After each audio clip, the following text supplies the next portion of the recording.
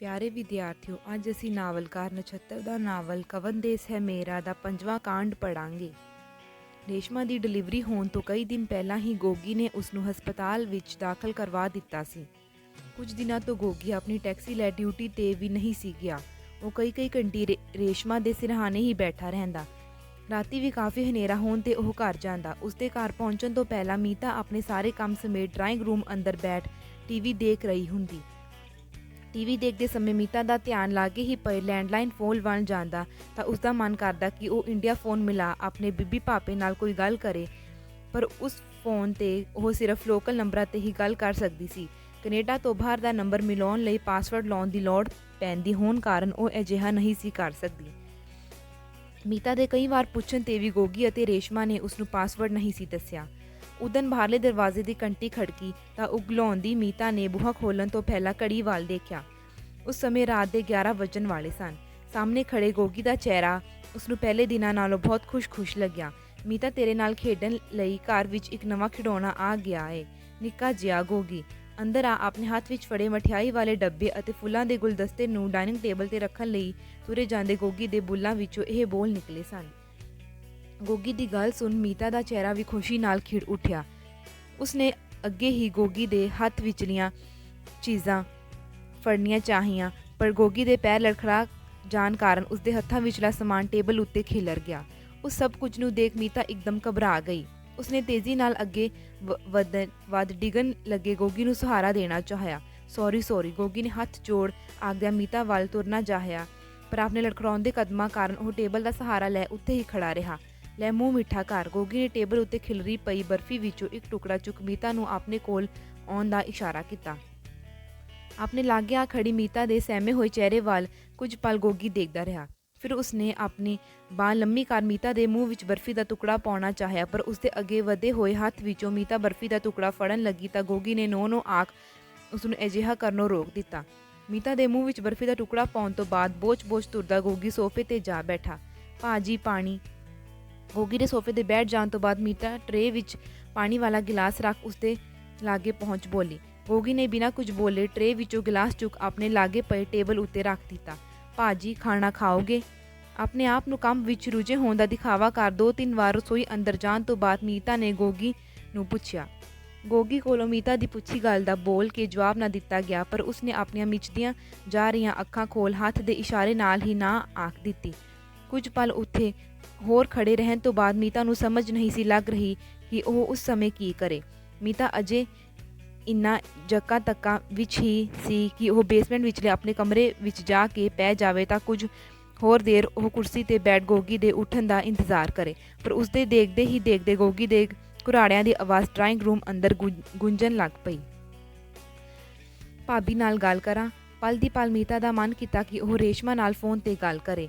ਪਹਿਲਾਂ ਵੀ ਉਹ ਹਸਪਤਾਲ ਬੈਠੀ ਰੇਸ਼ਮਾ ਨੂੰ ਫੋਨ ਕਰ ਅੰਦਰਲੇ ਕਈ ਕੰਮਾਂ ਬਾਰੇ ਪੁੱਛਦੀ ਰਹਿੰਦੀ ਸੀ। ਸਵੇਰੇ ਭਾ ਨੂੰ ਪਤਾ ਲੱਗਣ ਤੇ ਉਹ ਵੀ ਗੁੱਸੇ ਹੀ ਨਾ ਹੋ ਜਾਣ। ਇਹ ਸੋਚ ਮੀਤਾ ਦਾ ਫੋਨ ਵੱਲ ਵਧਿਆ ਹੱਥ ਇੱਕਦਮ ਪਿੱਛੇ ਹਟ ਗਿਆ। ਬੇਸਮੈਂਟ ਵਾਲੇ ਆਪਣੇ ਕਮਰੇ ਵੱਲ ਜਾਣ ਤੋਂ ਪਹਿਲਾਂ ਮੀਤਾ ਨੇ ਇੱਕ ਵਾਰ ਫੇਰ ਉਸ ਸੋਫੇ ਵੱਲ ਦੇਖਿਆ ਜਿਸ ਉੱਤੇ ਟੇਢਾ ਹੋ ਪਏ ਗੋਗੀ ਦੇ ਘੁਰਾੜਿਆਂ ਦੀ ਆਵਾਜ਼ ਲਗਾਤਾਰ ਗੂੰਜੀ ਜਾ ਰਹੀ ਸੀ। ਡਰਾਇੰਗ ਰੂਮ ਅੰਦਰ ਖੜੇ ਰਹਿਣ ਤੋਂ ਬਾਅਦ ਕਮਰਿਆਂ ਦੀਆਂ ਬੱਤੀਆਂ ਬੰਦ ਕਰਨ ਤੱਕ ਵੀ ਕੋਈ ਹਿਲਜੁਲ ਨਾ ਹੋਈ ਤਾਂ ਉਹ ਆਪਣੇ ਕਮਰੇ ਵੱਲ ਤੁਰ ਪਈ। ਬੇਸਮੈਂਟ ਦੀਆਂ ਪੌੜੀਆਂ ਉਤਰਦੀ ਮੀਤਾ ਨੂੰ ਲੱਗਿਆ ਜਿਵੇਂ ਪਹਿਲੀਆਂ ਕਈ ਰਾਤਾਂ ਵਾਂਗ ਉਦਣ ਵੀ ਏਕਮ ਉਸਦੇ ਪਿੱਛੇ ਤੁਰਿਆ ਆ ਰਿਹਾ ਹੋਵੇ। ਪਿਛਲੇ ਕਈ ਦਿਨਾਂ ਤੋਂ ਉਹ ਮਹਿਸੂਸ ਕਰ ਰਹੀ ਸੀ ਜਿਵੇਂ ਏਕਮ ਉਸਦੇ ਨਾਲ ਹੀ ਤੁਰਿਆ ਫਿਰਦਾ ਹੋਵੇ। ਜਦੋਂ ਮੀਤਾ ਕੈਨੇਡਾ ਆਈ ਉਸ ਤੋਂ ਬਾਅਦ ਉਹ ਪੂਰਾ ਦਿਨ ਘਰ ਅੰਦਰਲੇ ਕੰਮਾਂ ਵਿੱਚ ਹੀ ਰੁੱਝੀ ਰਹਿੰਦੀ ਸੀ। ਰਾਤੀ ਬਿਸਤਰੇ ਤੇ ਪੈਣ ਸਮੇਂ ਥੱਕ ਉਹ ਚੂਰ ਹੋ ਜਾਂਦੀ ਅਤੇ ਨੀਂਦ ਉਸਨੂੰ ਝੱਟ ਹੀ ਘੇਰ ਲੈਂਦੀ। ਦਿਨ ਚੜ੍ਹਨ ਦਾ ਵੀ ਉਸਨੂੰ ਪਤਾ ਨਹੀਂ ਸੀ ਲੱਗਦਾ। ਰੇਸ਼ਮਾ ਆਪ ਉਸਨੂੰ ਆਵਾਜ਼ ਮਾਰ ਜਗਾਉਂਦੀ, ਪਰ ਰੇਸ਼ਮਾ ਦੇ ਹਸਪਤਾਲ ਦਾਖਲ ਹੋਣ ਕਾਰਨ ਪਿਛਲੇ ਕਈ ਦਿਨਾਂ ਤੋਂ ਸਵੇਰ ਵੇਲੇ ਗੋਗੀ ਦੇ ਘਰੇ ਚਲੇ ਜਾਣ ਤੇ ਉਹ ਛੇਤੀ ਸਾਰੇ ਕੰਮ ਨਿਬੇੜ ਵਿਹਲੀ ਹੋ ਜਾਂਦੀ। ਪੂਰਾ ਦਿਨ ਕਮਰਿਆਂ ਅੰਦਰ ਤੁਰੀ ਫਿਰਦੀ ਮੀਤਾ ਨੂੰ ਪਤਾ ਨਾ ਲੱਗਦਾ ਕਿ ਉਹ ਉਸ ਸਮੇਂ ਕੀ ਕਰੇ। ਉਸ ਵੇਲੇ ਸਮੇਂ ਦੌਰਾਨ ਹੀ ਉਸ ਨੂੰ ਪਿੱਛੇ ਰਹਿ ਗਏ ਆਪਣੇ ਰਿਸ਼ਤੇਦਾਰ ਅਤੇ ਦੋਸਤ ਮਿੱਤਰ ਯਾਦ ਆਉਂਦੇ। ਉਹਨਾਂ ਸਭ ਦੇ ਚਿਹਰੇ ਮੀਤਾ ਦੀਆਂ ਅੱਖਾਂ ਅੱਗੇ ਲਿਸ਼ਕਦੇ ਤਾਂ ਉਸਨੂੰ ਲੱਗਦਾ ਜਿਵੇਂ ਉਹ ਸਾਰੇ ਉਸਦੇ ਆਲੇ ਦੁਆਲੇ ਆ ਬੈਠੇ ਹੋਣ। ਉਹਨਾਂ ਦਿਨਾਂ ਦੌਰਾਨ ਉਸਨੂੰ ਏਕਮ ਦੀ ਵੀ ਬਹੁਤ ਯਾਦ ਆਉਂਦੀ। ਮੀਤਾ ਅਤੇ ਏਕਮ ਟਾਂਡੇ ਕਾਲਜ ਵਿੱਚ ਇਕੱਠੇ ਪੜ੍ਹਦੇ ਸਨ। ਮੀਤਾ ਏਕਮ ਤੋਂ 1 ਸਾਲ ਪਿੱਛੇ ਸੀ। ਇੱਕੋ ਪਿੰਡ ਦੇ ਹੋਣ ਕਾਰਨ ਕਾਲਜ ਦਾਖਲਾ ਲੈਣ ਤੋਂ ਪਹਿਲਾਂ ਮੀਤਾ ਏਕਮ ਨੂੰ ਇੱਧਰ ਉੱਧਰ ਤੁਰੇ ਜਾਂਦੀ ਦੇਖਦੀ ਰਹਿੰਦੀ ਸੀ। ਲਾਗੋਂ ਦੀ ਲੰਘਦੇ ਸਮੇਂ ਉਹ ਇੱਕ ਦੂਜੇ ਦੇ ਚਿਹਰਿਆਂ ਵੱਲ ਤਾਂ ਜ਼ਰੂਰ ਦੇਖਦੇ, ਪਰ ਮੀਤਾ ਦੇ ਕਾਲਜ ਜਾਣ ਤੋਂ ਪਹਿਲਾਂ ਉਹਨਾਂ ਨੇ ਕਦੇ ਵੀ ਆਪੋ ਵਿੱਚ ਕੋਈ ਬੋਲ ਸਾਂਝਾ ਨਹੀਂ ਸੀ ਕੀਤਾ। ਭੋਗਪੁਰੋਂ ਟਾਂਡੇ ਨੂੰ ਬੱਸ ਫੜਨ ਲਈ ਏਕਮ ਨੂੰ ਮੀਤਾ ਦੇ ਘਰ ਅੱਗੋਂ ਦੀ ਲੰਘ ਕੇ ਜਾਣਾ ਪੈਂਦਾ ਸੀ। ਟਾਂਡੇ ਦੇ ਕਾਲਜ ਵਿੱਚ ਦਾਖਲਾ ਲੈਣ ਤੋਂ ਪਹਿਲਾਂ ਸਵੇਰੇ ਕਾਲਜ ਜਾਂਦੇ ਸਮੇਂ ਏਕਮ ਨੂੰ ਦੇਖਣ ਲਈ ਕਦੇ-ਕਦੇ ਮੀਤਾ ਆਪਣੇ ਮਕਾਨ ਦੇ ਗਲੀ ਵੱਲ ਖੁੱਲ੍ਹਦੇ ਦਰਵਾਜ਼ੇ ਲਾਗੇ ਜਾ ਖੜ੍ਹਦੀ। ਕਈ ਵਾਰ ਉਸਦਾ ਮਨ ਕੀਤਾ ਕਿ ਉਹ ਏਕਮ ਨੂੰ ਆਵਾਜ਼ ਮਾਰ ਕੁਝ ਆਖੇ, ਪਰ ਉਸਨੂੰ ਚੁੱਪਚਾਪ ਤੁਰੇ ਜਾਂਦੇ ਦੇਖ ਮੀਤਾ ਨੂੰ ਲੱਗਦਾ ਜਿਵੇਂ ਏਕਮ ਨੂੰ ਬੋਲ ਕੇ ਕੁਝ ਵੀ ਆਖਣ ਲਈ ਮੀਤਾ 'ਚ ਹਿੰਮਤ ਹੀ ਨਾ ਹੋਵੇ। ਤੇਰੀਆਂ ਅੱਖਾਂ ਹਮੇਸ਼ਾ ਹੱਸਦੀਆਂ ਕਿਉਂ ਰਹਿੰਦੀਆਂ ਨੇ? ਦਰਵਾਜ਼ੇ ਲਾਗੇ ਉਹ ਇਹੋ ਸੋਚ ਕੇ ਖੜ੍ਹਦੀ ਕਿ ਉਹ ਏਕਮ ਨੂੰ ਇਹ ਗੱਲ ਪੁੱਛੇਗੀ, ਪਰ ਏਕਮ ਨੂੰ ਤੁਰਿਆ ਆਉਂਦਾ ਦੇਖ ਮੀਤਾ ਦਾ ਦਿਲ ਤੇਜ਼-ਤੇਜ਼ ਧੜਕਣ ਲੱਗ ਪੈਂਦਾ। ਆਪਣੇ ਦਿਲ ਦੀ ਧੜਕਣ ਨੂੰ ਸਾਵਾਂ ਕਰਦੀ ਮੀਤਾ ਨੂੰ ਪਤਾ ਹੀ ਨਾ ਲੱਗਦਾ ਕਿ ਉਹ ਕਦੋਂ ਉਸਦੇ ਲਾਗੇ ਦੀ ਅੱਗੇ ਲੰਘ ਗਿਆ। ਇਹ ਸਿਲਸਿਲਾ ਕਈ ਮਹੀਨੇ ਬੀਤਣ ਤੋਂ ਬਾਅਦ ਏਕਮ ਨੂੰ ਵੀ ਲੱਗਿਆ ਜਿਵੇਂ ਉਸਨੂੰ ਕੋਈ ਲੁਕ-ਲੁਕ ਕੇ ਦੇਖ ਰਿਹਾ ਹੋਵੇ। ਉਹ ਆਪ ਵੀ ਕਦੇ ਪਿਛਾਂਹ ਮੁੜ ਕੇ ਦੇਖਣ ਲੱਗ ਪਿਆ। ਇੱਕ ਦਿਨ ਏਕਮ ਨੂੰ ਪਿੱਛੇ ਗਰਦਨ ਘੁਮਾ ਕੇ ਦੇਖਦੇ ਸਮੇਂ ਦਰਵਾਜ਼ੇ ਲਾਗੇ ਖੜੀ ਮੀਤਾ ਨੂੰ ਲੱਗਿਆ ਜਿਵੇਂ ਉਸ ਤੋਂ ਆਪਣਾ ਹੱਥ ਹਿਲਾ ਏਕਮ ਨੂੰ ਬਾਏ-ਬਾਏ ਆਖਿਆ ਗਿਆ ਹੋਵੇ। ਇਹ ਸ਼ਬਦ ਮੀਤਾ ਦੇ ਕੰਨਾਂ 'ਤੇ ਨਾ ਸੁਣੇ, ਪਰ ਉਸਨੂੰ ਯਕੀਨ ਸੀ ਕਿ ਉਸਦੇ ਬੁੱਲ੍ਹਾਂ ਵਿੱਚੋਂ ਕੁਝ ਨਾ ਕੁਝ ਤਾਂ ਅਜਿਹਾ ਕੁਝ ਆਖਿਆ ਹੀ ਗਿਆ ਹੋਵੇਗਾ। ਉਦਣ ਮੀਤਾ ਦੇ ਬੀਬੀ ਭਾਪਾ ਲਾਗਲੇ ਪਿੰਡ ਦੀ ਰਿਸ਼ਤੇਦਾਰੀ ਵਿੱਚ ਗਏ ਹੋਏ ਸਨ। ਮੀਤਾ ਉਸ ਦਿਨ ਕਾਲਜ ਨਹੀਂ ਸੀ ਗਈ। ਆਪਣੇ ਘਰ ਦੇ ਵਿਹੜੇ ਅੰਦਰ ਤੁਰੇ ਫਿਰਦਿਆਂ ਉਸਨੂੰ ਕਈ ਵਾਰ ਲੱਗਿਆ ਜਿਵੇਂ ਬਾਹਰ ਖੜਾ ਏਕਮ ਉਹਨਾਂ ਦਾ ਦਰਵਾਜ਼ਾ ਖੜਕਾ ਰਿਹਾ ਹੋਵੇ, ਪਰ ਉਸਦੇ ਦਰਵਾਜ਼ਾ ਖੋਲ੍ਹ ਕੇ ਦੇਖਣ 'ਤੇ ਉੱਥੇ ਉਸਨੂੰ ਕੋਈ ਵੀ ਨਹੀਂ ਸੀ ਦਿਖਿਆ। ਜੇ ਮੈਨੂੰ ਕਿਸੇ ਨੇ ਵਾਰ-ਵਾਰ ਬਾਹਰ ਝਾਕਦੇ ਦੇਖ ਲਿਆ, ਇਹ ਸੋਚ 5ਵੀਂ ਵਾਰ ਗਲੀ ਅੰਦਰ ਝਾਤੀ ਮਾਰ ਮੀਤਾ ਦਰਵਾਜ਼ਾ ਭੇੜ ਵਾਪਸ ਮੁੜਨ ਲੱਗੀ ਤਾਂ ਏਕਮ ਦੀ ਆਵਾਜ਼ ਸੁਣ ਉਸਦੇ ਪੈਰ ਜਿੱਥੇ ਸਨ ਉੱਥੇ ਹੀ ਰੁਕ ਗਏ। ਉਸ ਸਮੇਂ ਪਿੱਛੇ ਗਰਦਨ ਘੁਮਾ ਉਸ ਕੋਲੋਂ ਭੇੜਿਆ ਹੋਇਆ ਦਰਵਾਜ਼ਾ ਖੋਲ੍ਹੀ ਖੜੇ ਏਕਮ ਵੱਲ ਨਾ ਦੇਖਿਆ ਗਿਆ, ਕਿਉਂਕਿ ਅਚਾਨਕ ਹੀ ਤੇਜ਼ ਹੋ ਗਈ ਆਪਣੇ ਦਿਲ ਦੀ ਧੜਕਣ ਕਾਰਨ ਮੀਤਾ ਨੂੰ ਕੁਝ ਸੁੱਝ ਹੀ ਨਹੀਂ ਸੀ ਰਿਹਾ। ਅੰਦਰ ਲੰਘ ਆਓ। ਝਿਜਕਦੇ ਪਿਛਾਂਹ ਦੇਖ ਮੀਤਾ ਨੇ ਸਹਿਮੀ ਆਵਾਜ਼ ਵਿੱਚ ਇਹ ਬੋਲ ਆਖੇ ਸਨ। ਏਕਮ ਨੂੰ ਅੰਦਰ ਆ ਗਿਆ ਦੇਖ ਤੇਜ਼ੀ ਨਾਲ ਦਰਵਾਜ਼ਾ ਬੰਦ ਕਰਨ ਤੋਂ ਪਹਿਲਾਂ ਇੱਕ ਪਲ ਲਈ ਮੀਤਾ ਨੇ ਗਲੀ ਵੱਲ ਝਾਤੀ ਮਾਰੀ। ਅੱਜ ਕਿਤੇ ਭੁੱਲ ਕੇ ਤਾਂ ਨਹੀਂ ਇੱਧਰ ਪੈਰ ਪੈ ਗਏ।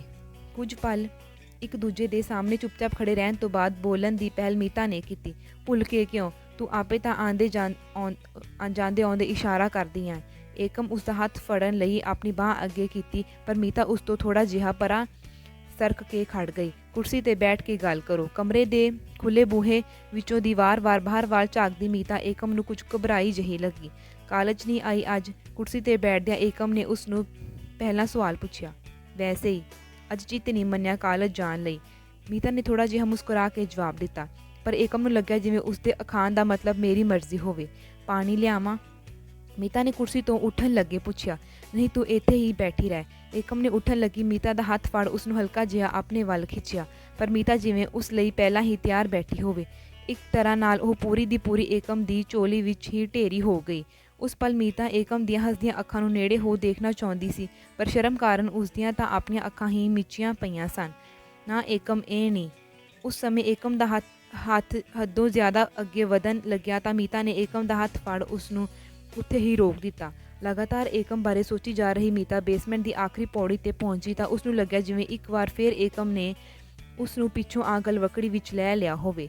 ਬਿਸਤਰੇ 'ਤੇ ਲੰਮੇ ਪੈਣ ਲੱਗੀ ਮੀਤਾ ਦੀਆਂ ਅੱਖਾਂ ਵਿੱਚ ਉਤਰੀ ਨੀਂਦ ਦੇ ਨਾਲ ਹੀ ਜਿਵੇਂ ਏਕਮ ਵੀ ਸੁਪਨੇ ਵਿੱਚ ਆ ਉਸ ਨਾਲ ਛਿੜਕਾਨੀਆਂ ਕਰਨ ਲੱਗ ਪਿਆ ਹੋਵੇ।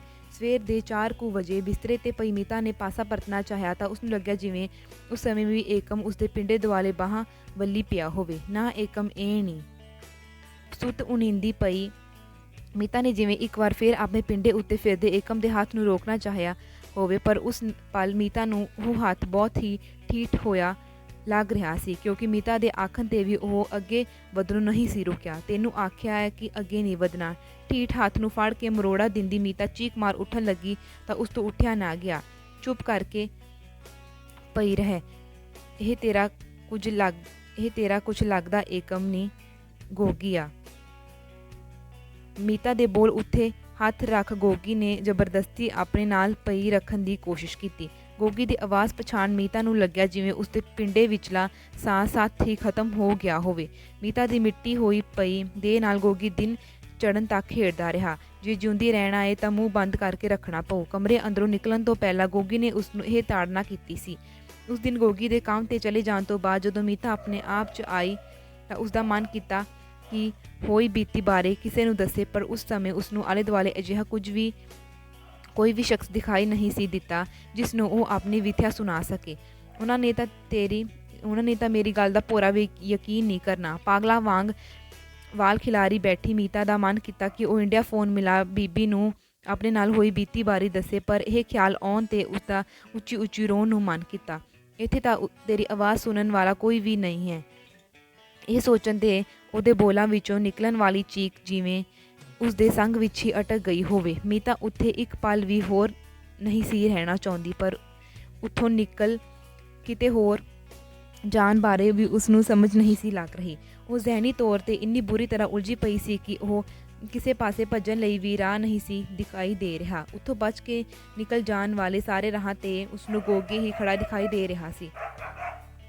ਉਸ ਸਦਮੇ ਕਾਰਨ ਮੀਤਾ ਨੂੰ ਸਹਿਜ ਹੋਣ ਲਈ ਕਿੰਨੇ ਹੀ ਦਿਨ ਲੱਗ ਗਏ। ਉਹ ਵੀ ਤੇਰੇ 'ਚ ਕੋਈ ਨਾ ਕੋਈ ਕਸੂਰ ਕੱਢੂ। ਕਈ ਵਾਰ ਮੀਤਾ ਦਾ ਮਨ ਕੀਤਾ ਕਿ ਗੋਗੀ ਦੀ ਹਰਕਤ ਬਾਰੇ ਰੇਸ਼ਮਾ ਨੂੰ ਦੱਸੇ, ਪਰ ਹਰ ਵਾਰ ਹੀ ਜਿਵੇਂ ਗੋਗੀ ਦੀਆਂ ਘੂਰਦੀਆਂ ਅੱਖਾਂ ਉਸਨੂੰ ਚੁੱਪ ਰਹਿਣ ਲਈ ਆਖ ਦਿੰਦੀਆਂ ਹੋਣ। ਮੈਂ ਆਪਣੀ ਵੇਦਨਾ ਕਿਸ ਨੂੰ ਸੁਣਾਵਾਂ। ਰਾਤਾਂ ਨੂੰ ਬਿਸਤਰੇ 'ਤੇ ਪਈ ਮੀਤਾ ਨੂੰ ਉਸ ਦੇਸ਼ ਅੰਦਰ ਕੋਈ ਵੀ ਅਜਿਹਾ ਹਮਦਰਦ ਦਿਖਾਈ ਨਹੀਂ ਸੀ ਦਿੰਦਾ ਜਿਸ ਨੂੰ ਉਹ ਆਪਣੇ ਨਾਲ ਹੋਏ ਧੱਕੇ ਬਾਰੇ ਦੱਸ ਸਕੇ। ਇਹ ਕਿਹੋ ਜਿਹਾ ਦੇਸ਼ ਆ ਜਿੱਥੇ ਆਉਣ 'ਤੇ ਮਨੁੱਖੀ ਰਿਸ਼ਤਿਆਂ ਦੇ ਅਰਥ ਹੀ ਬਦਲ ਜਾਂਦੇ ਨੇ। ਘਰ ਅੰਦਰਲੇ ਕੰਮ ਕਰਦੀ ਮੀਤਾ ਨੇ ਮਨ 'ਚ ਇਹੋ ਜਿਹੇ ਖਿਆਲ ਆਉਂਦੇ ਤਾਂ ਉਸਦਾ ਦਿਲ ਕਰਦਾ ਕਿ ਉਹ ਉਸੇ ਪਲ ਵਾਪਸ ਭੱਜ ਜਾਵੇ। ਆਹ ਕੁੜੀ ਨੂੰ ਤਾਂ ਅਸੀਂ ਕੈਨੇਡਾ ਲੈ ਜਾਣਾ ਹੈ। ਖਾਲਸਾ ਕਾਲਜ ਜਲੰਧਰ ਪੰਜਾਬੀ ਦੀ MA ਕਰਦੀ ਮੀਤਾ ਨੂੰ ਉਦਣ ਚੇਤਾ ਵੀ ਨਹੀਂ ਸੀ ਜਿੱਦਣ ਉਸਦੀ ਦੂਰੋਂ ਲੱਗਦੀ ਭੂਆ ਦਾ ਮੁੰਡਾ ਗੋਗੀ ਆਪਣੀ ਪਤਨੀ ਰੇਸ਼ਮਾ ਨੂੰ ਲੈ ਉਹਨਾਂ ਦੇ ਪਿੰਡ ਆ ਪਹੁੰਚਿਆ ਸੀ। ਮੀਤਾ ਨੂੰ ਆਪਣੇ ਅੱਗੇ ਪਿੱਛੇ ਭੱਜਦੀ ਫਿਰਦੀ ਦੇਖ ਰੇਸ਼ਮਾ ਨੇ ਮੀਤਾ ਦੀ ਬਾਂਹ ਫੜ ਉਸਨੂੰ ਆਪਣੇ ਕੋਲ ਬਿਠਾ ਲਿਆ। ਭਾਬੀ ਮੈਂ ਨਹੀਂ ਕਿਧਰੇ ਜਾਣਾ, ਆਪਣੀ ਪੜ੍ਹਾਈ ਕਰਕੇ ਮੈਂ ਤਾਂ ਟੀਚਰ ਲੱਗਣਾ ਏ। ਮੀਤਾ ਨੇ ਰੇਸ਼ਮਾ ਦੇ ਹੱਥੋਂ ਆਪਣੀ ਬਾਂਹ ਛੁਡਾ ਜਵਾਬ ਦਿੱਤਾ ਸੀ। ਹੈ ਕਮਲੀ, ਲੋਕ ਤਾਂ ਬਾਹਰ ਜਾਣ ਲਈ ਰਸਤੇ ਤੁੜਾਉਂਦੇ ਫਿਰਦੇ ਆ, ਤੂੰ ਉਹੀ ਸਿਰ ਫੇਰੀ ਜਾਨੀ ਹੈ। ਗੋਗੀ ਨੇ ਮੀਤਾ ਨੂੰ ਉੱਥੋਂ ਉੱਠ ਪਰਾਂ ਤੁਰ ਪਈ ਦੇਖ ਆਖਿਆ, ਤੂੰ ਘਬਰਾ ਨਾ, ਅਸੀਂ ਤੈਨੂੰ ਹੁਣੇ ਹੀ ਨਹੀਂ ਲੈ ਜਾਣ ਲੱਗੇ। ਰੇਸ਼ਮਾ ਨੇ ਤੁਰੀ ਜਾਂਦੀ ਮੀਤਾ ਨੂੰ ਇਸ਼ਾਰਾ ਕਰਨ ਦੁਬਾਰਾ ਆਪਣੇ ਕੋਲ ਸੱਦਿਆ। ਨਾ ਭਾਬੀ, ਮੈਂ ਤਾਂ ਇੱਥੇ ਹੀ ਬੀਬੀ ਭਾਪੇ ਕੋਲ ਹੀ ਰਹੂੰ। ਇਹ ਆਖ ਮੀਤਾ ਨੇ ਨੀਵੀਂ ਪਾ ਲਈ। ਵਿਆਹ ਤੋਂ ਬਾਅਦ ਵੀ ਬੀਬੀ ਭਾਪੇ ਕੋਲ ਹੀ ਰਹੇਂਗੀ? ਰੇਸ਼ਮਾ ਨੇ ਆਪਣੇ ਲਾਗੇ ਬੈਠੀ ਮੀਤਾ ਦੀ ਠੋਡੀ ਫੜ ਉਸਦਾ ਚਿਹਰਾ ਆਪਣੇ ਵੱਲ ਭਵਾਇਆ, ਪਰ ਰੇਸ਼ਮਾ ਦੀ ਗੱਲ ਸੁਣ ਮੀਤਾ ਇੰਨੀ ਸ਼ਰਮਾ ਗਈ ਕਿ ਉਸਨੇ ਗਰਦਨ ਦੂਜੇ ਪਾਸੇ ਘੁਮਾ ਲਈ। ਗੋਗੀ ਹੋਰੀ ਤਾਂ ਦਿਨ ਟਲੇ ਆਪਣੇ ਪਿੰਡ ਚਲੇ ਗਏ, ਪਰ ਉਹਨਾਂ ਦੇ ਜਾਣ ਤੋਂ ਬਾਅਦ ਬੀਬੀ ਪਾਪਾ ਮੀਤਾ ਦੇ ਦਿਵਾਲੇ ਹੋ ਗਏ। ਜੇ ਉਹ ਤੈਨੂੰ ਕੈਨੇਡਾ ਲੈ ਜਾਣਾ ਚਾਹੁੰਦੇ ਆ, ਤੂੰ ਨਾ ਕਿਉਂ ਕਰੀ ਜਾਂਦੀ ਸੀ? ਮੀਤਾ ਦੀ ਬੀਬੀ ਨੇ ਉਸਨੂੰ ਲਾਗੇ ਬਿਠਾ ਪੁੱਛਿਆ। ਤੂੰ ਚਲੀ ਜਾਏਂਗੀ ਤਾਂ ਸਾਡੇ ਲਈ ਵੀ ਰਾਹ ਖੁੱਲ੍ਹ ਜੂ। ਇੱਥੇ ਕੀ ਆ, ਦਿਨ ਰਾਤ ਮਿੱਟੀ ਨਾਲ ਮਿੱਟੀ ਹੋਏ ਰਹਿਣ ਤੋਂ ਤੇ 2 ਡੰਗ ਦੀ ਰੋਟੀ ਵੀ ਚੱਜ ਨਾਲ ਨਹੀਂ ਖਾਧੀ ਜਾਂਦੀ। ਉਸ ਸਮੇਂ ਲਾਗੇ ਖੜੇ ਪਾਪੇ ਦੀਆਂ ਅੱਖਾਂ ਵਿੱਚ ਝਲਕਦੀ ਮਜਬੂਰੀ ਵੀ ਮੀਤਾ ਨੂੰ ਦਿਖਾਈ ਦਿੱਤੀ ਸੀ। ਸਿਆਣੀ ਬਣ ਕੁੜੀਏ, ਤੈਨੂੰ ਪਤਾ ਹੀ ਆ ਤੇਰੇ ਪਾਪੇ ਕੋਲ ਕਿੰਨੀ ਕੁ ਜ਼ਮੀਨ ਆ। ਇੰਨੀ ਜ਼ਮੀਨ ਦੇ ਸਿਰ 'ਤੇ ਕੀ ਕੁਝ ਕਰ ਲਾਂਗੇ। ਮੀਤਾ ਦੀ ਬੀਬੀ ਨੇ ਗੱਲਾਂ ਦੀ ਡੋਰ ਮੁੜ ਆਪਣੇ ਹੱਥ ਫੜ ਲਈ ਤੇ ਨਾ ਚਾਹੁੰਦੇ ਹੋਏ ਵੀ ਮੀਤਾ ਕੈਨੇਡਾ ਦੀ ਧਰਤੀ 'ਤੇ ਜਾ ਪਹੁੰਚੀ ਸੀ। ਉਸ ਸਾਰੇ ਕੁਝ ਵਿੱਚੋਂ ਦੀ ਗੁਜ਼ਰਦਿਆਂ ਮੀਤਾ ਨੂੰ ਆਪਣੇ ਮਾਪਿਆਂ ਉੱਤੇ ਬਹੁਤ ਗੁੱਸਾ ਆਉਣ ਲੱਗ ਪਿਆ, ਜਿਨ੍ਹਾਂ ਨੇ ਆਪਣੀ ਭਠੋਰੇ ਜਿਹੀ ਮਲੂਕ ਧੀ ਨੂੰ ਨਿਤ ਜੀਬਾਂ ਹੋਣ ਲਈ ਗੋਗੀ ਵਰਗੇ ਕਸਾਈ ਦੇ ਹਵਾਲੇ ਕਰ ਦਿੱਤਾ ਸੀ।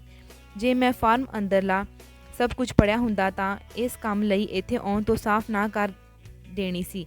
ਮੀਤਾ ਦੇ ਅੰਦਰ ਸਹਿਮੀ ਬੈਠੀ ਮਲੂਕੀ ਜਿਹੀ ਕੁੜੀ ਖੁੱਲ੍ਹ ਕੇ ਬੋਲਣਾ ਚਾਹੁੰਦੀ ਸੀ, ਪਰ ਉੱਥੇ ਉਸਦੀ ਸੁਣਨ ਵਾਲਾ ਕੋਈ ਵੀ ਉਸਨੂੰ ਦਿਖਾਈ ਨਹੀਂ ਸੀ ਦੇ ਰਿਹਾ।